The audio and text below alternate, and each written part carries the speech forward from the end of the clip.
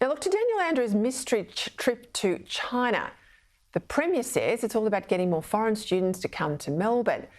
But if so, why isn't he taking any Vice-Chancellors, unlike the Federal Education Minister who took a gaggle of VCs on his recent trip to India?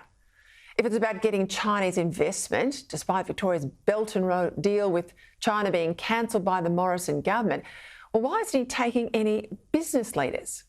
We know it's not about human rights, especially not about lobbying Beijing to release the once Victorian resident Australian journalist come hostage Cheng Lei, because Andrews has explicitly said he doesn't talk about human rights with communist leaders. So what is it about, given the premiers always have to have a reason for trips like this?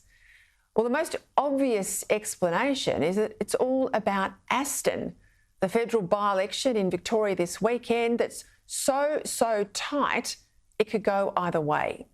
The Libs currently hold Aston by just over 2% after an 11% primary vote swing, an anti-Morrison swing, at last year's election. Now, that's in part because when the Morrison government stood up to Beijing over issues like the origins of COVID, it suffered big-time blowback in the local Chinese media. And that resulted in big swings against the government in seats with a high percentage of Chinese Australians. While the Libs had an overall swing against them of 5%, there were double-digit swings in many booths across a range of seats with a big Chinese Australian vote.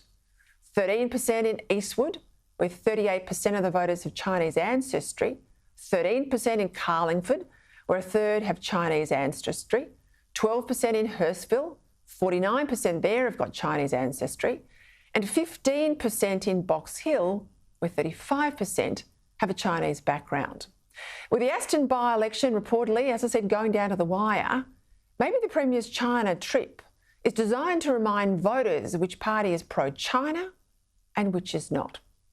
And that's because, of course, we're not able to pick it up here in the Australian media, but those with Chinese language media, WeChat on their phones, they'll be getting back a direct feed of Andrews via Chinese government-sponsored media direct to their homes in Aston. Now, in the absence of a better explanation from Daniel Andrews, this is a PR stunt funded by the taxpayer designed to buy votes for his mate Albo more than anything else.